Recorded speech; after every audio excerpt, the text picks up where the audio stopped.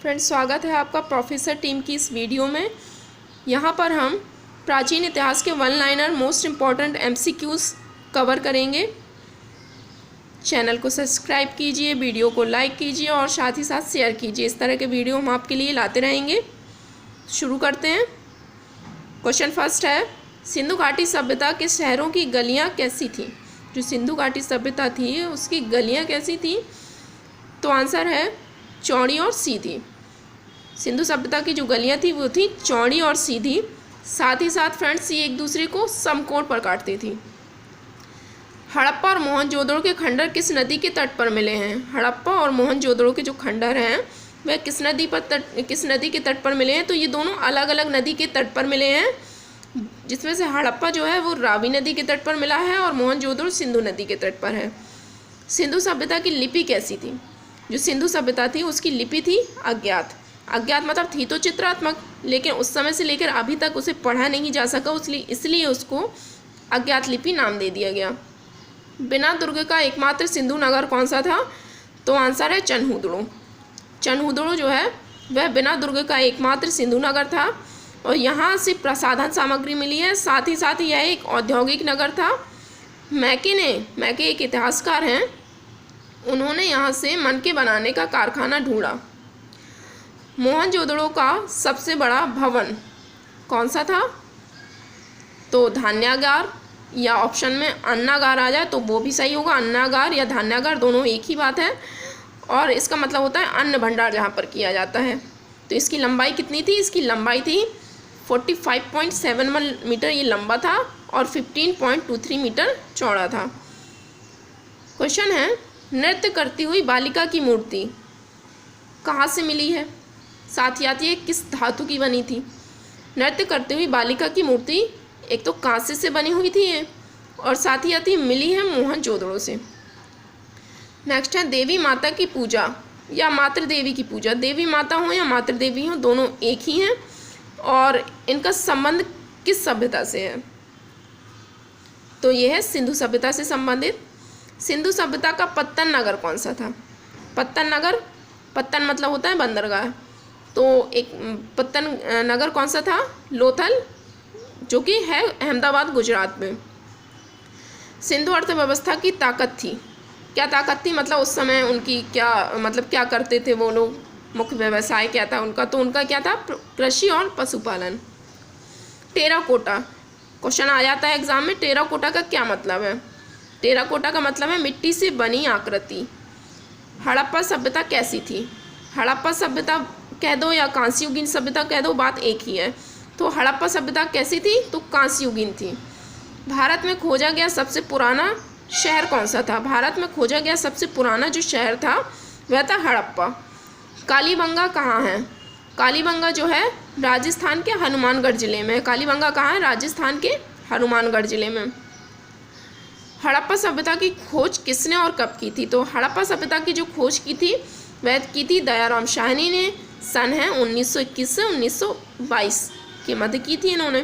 सर्वप्रथम कपास का उत्पादन किसने किया था? तो सर्वप्रथम जो कपास का उत्पादन किया था वो किया था हड़प्पा वासियों ने किया था सर्वप्रथम कपास का उत्पादन।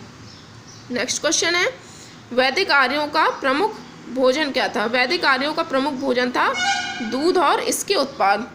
दूध और इसके उत्पाद। कौन सा अन्न मनुष्य द्वारा सबसे पहले प्रयोग हुआ? तो जौ। सबसे पहले जो मनुष्य ने प्रयोग किया था अन्न वह था जौ या यव बोलते थे। वैदिक लोगों द्वारा किस धातु का प्रयोग सर्वप्रथम हुआ? तो तांबा। तांबा धातु का प्रयोग सबसे पहले किया गया वैदिक लोगों द्वारा। वैदिक लोगों द्वारा सर्वप्रथम धातु कौन सी थी प्रयोग में लाई गई? तांबा। वेद का क्या अर्थ होता है? वेद का क्या अर्थ होता है? वेद का अर्थ होता है ज्ञान। जैसे 4 वेद होते हैं ना, ऋग्वेद, सामवेद, यजुर्वेद और अथर्ववेद। तो इसमें वेद का क्या मतलब होता है? वेद का मतलब होता है ज्ञान।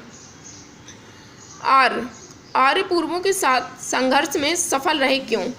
जो आर्य थे वो आर्य पूर्वों के साथ संघर्ष में सफल रहे क्यों? तो उन्होंने घोड़ों द्वारा चलाए जा रहे रथों का प्रयोग किया था, इसलिए वो सफल रहे। आर्य सभ्यता में मनुष्य के जीवन की आयु के आरोही क्रम। तो सबसे पहले आता है ब्रह्मचर्य, फिर आता है गृहस्थ, फिर आता है वानप्रस्थ, फिर आता है संन्यास। तो जो पुराने समय में था तो मनुष्य की आयु 100 वर्ष मानी जाती थी, तो उसमें से 25 वर्ष जो ब्रह्मचर्य, 25 वर्ष गृहस्थ, 25 वर्ष वानप्रस्थ और 25 वर्ष किसके होते थे? संन्यास के। और इसका उल्लेख कहाँ पर किया गया है, मतलब ब्रह्मचर्य, इसका जो उल्लेख किया गया है वह किया गया है जावलोप उपनिषद में।